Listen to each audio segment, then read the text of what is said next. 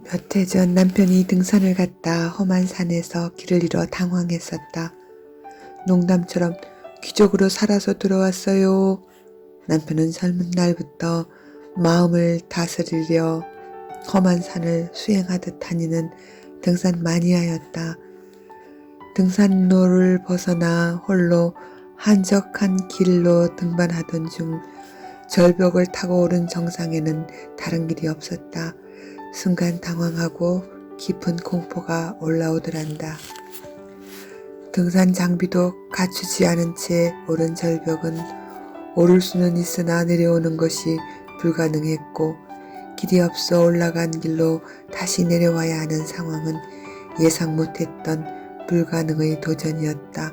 당황스러웠다.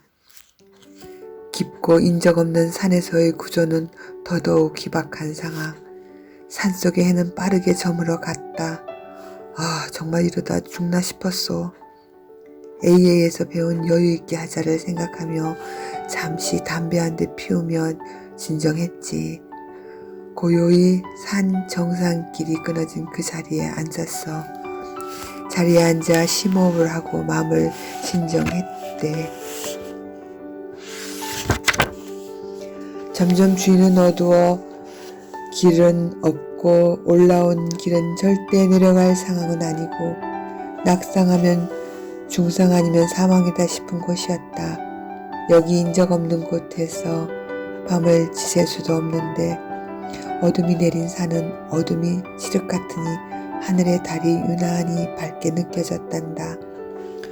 고요한 마음으로 바라보는 세상은 낮에 밝을 때 보는 산속 풍경과는 또 다른 창조물들이었다. 달빛을 받은 풀잎들이 수북히 엉켜있는 주변 바위들 틈 길에 아주 적은 인적이 스치고 간 듯한 인간의 에너지가 묻은 길이 어슴푸레 보였다. 당황하고 불안한 눈으로 둘러볼 때는 안 보였던 작은 샛길이 그 미묘한 흔적을 더듬어 길을 따라 신의 인도로 무사히 탈출할 수 있었다. 이외에도 여러 번 생과 사를 위협했던 등반이 많았다. 때마다 여유있게 하자 극한 속에서 여유는 늘 탈출구를 만들어줬다 한다. 남편의 등반이 늘 불안했지만 내가 말릴 수 없는 그의 삶임을 인정해야만 했다. 내가 놀랄까봐 얘기를 안 해서 그렇지 단주를 시작하고부터 신을 찾아 전국 산을 헤매고 다녔다. 이렇듯 우리 삶에는 원하던 원치 않던 물러설 수 없는 장애물 앞에 홀로 서야 할 때가 있다. 미성숙했던 난 그때마다 당황했고 걱정하며 괴로워했다. 남편의 침착성과는 다르게 나의 어리석고 성급한 결정은 일어난 상황에 전혀 도움되지 않은 행동으로 악순환을 만들었었다. 길 잃고 헤매는 산은 늘 가슴 답답한 심정을 몰아쉬는 한숨으로 하루하루 살아 버티는 것 말고는 어떻게 살아야 할지를 몰랐다.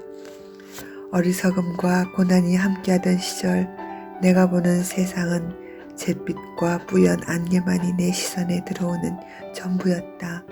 그만큼 난 병든 신경증 환자였다. 오랜 습관처럼 사는 내 모습은 억울함, 분노, 알 수 없는 절망에서 한 시간이라도 벗어나고 싶었다. 좋다는 기도문은 모조리 끌어다 중얼거려 봐도 무조건적 믿음을 나는 받아들이질 못했다. 하느님을 정말 믿고 신앙 발표하는 신앙인들이 부러움의 대상이었다.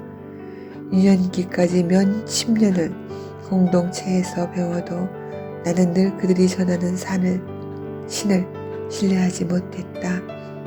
신의 은총의 평화가 가득하다는 기적을 통해 행복하게 산다는 간증들, 신의 자녀인 그들은 영원한 행복 속에서 산다는데 나는 그런 경험이 없기에 그래서 내 고통은 당연한 것이라 인정했다. 종교 교리는 내 자신은 신앙심과는 멀다는 절망만 인정하게 됐다. 안 보고 믿는 믿음이 신앙이라니. 나는 성경 속 토마의 신앙을 좋아했다. 만져보고 얼굴을 보고 믿고 싶었다. 그 시절엔 보고도 못 믿는 비신앙인이었다. 신앙심이 없어서 절대로 축복은 내게 올 리가 없다 생각했다. 이 삶이 벌이라면 좀 억울해도 변명하지 않았다. 신앙인 척은 할 수 있으나 늘 맘속 깊은 곳에 이해되지 않은 물음에는 다 알려하지 말라며 무조건 믿으란다. 나는 안 되는데. 난 용감한 반항아였나 보다. 반만 수용하고 내 맘대로의 신앙으로 살아왔다. 어느 날 열심한 기독교 전도자들이 전철에 앉은 스님 머리 위를 향해 손을 얹고 당신 영혼을 위해 사탄의 삶에서 나오라며 방언 기도로 떠들며 전도할 때 조용히 자리를 뜨는 수도승을 보며 내가 부끄럽고 눈살이 찌푸려졌다. 내가 느끼는 하나님의 방식이 아닌데 저 확신에 찬 전도는 내게 없는 믿음이었다. 이후 공격적으로 신앙을 전도하는 모습에서 나는 조금 남은 신앙심 종교의 교리를 부정하게 됐다. 나는 괴로운 내 생각에서 벗어나 끝없이 기도했다. 행복까지는 안 바래도 하루하루 진통제로 연명하는 고통스러운 이 삶을 피하고 싶었다. 매주 방긋방긋 웃으며 평화를 드립니다. 외쳐대던 그 많은 신자들의 축복은 왜 하나도 내게는 없는지 원망하며 믿음을 접고 있었다. 신은 우연을 가장해 조심스레 나의 시선을 인도한 TV에서 본 한 장면에 나는 초집중되어 자막을 읽으며 가슴이 설레었다. 예전 전철에서 교인들에게 둘러싸여 곤욕스럽게 전도당하던 옷차림의 스님이셨다. 달팽이처럼 느리게 호흡 명상을 설명했고 나는 화면 속으로 빨려들 듯 TV 속 스님 앞에 앉아 가르쳐주는 호흡을 따라했다. 무심코 혼자 시작한 명상은 놀라운 평화와 위로를 체험케 했다. 처음엔 눈을 감고 호흡만 보는 게 어려웠다. 이런저런 생각으로 시간을 보내다 앉아서 잠이 들길 수차례. 그래 뭐 처음부터 잘할 순 없지. 매일 조금씩 집중 상태로 행복하게 머물 때도 있었다. 될 때까지 다시 도전. 잠자는 시간 외에는 호흡에 집중했다. 시간이 지날수록 숨이 편하게 쉬어지고 앉으면 졸던 내가 잠드는 시간이 아까워 깨어있고 싶었다. 이 시기 명상만 하면 행복하게 살 수도 있겠다 싶을 만큼 명상의 매력에 빠져들었다. 나는 처음으로 고요함의 행복을 느껴봤고 놓치고 싶지 않은 고요함, 평안이 주는 매력에 푹 빠져 그 시간이 주는 행복을 누렸다.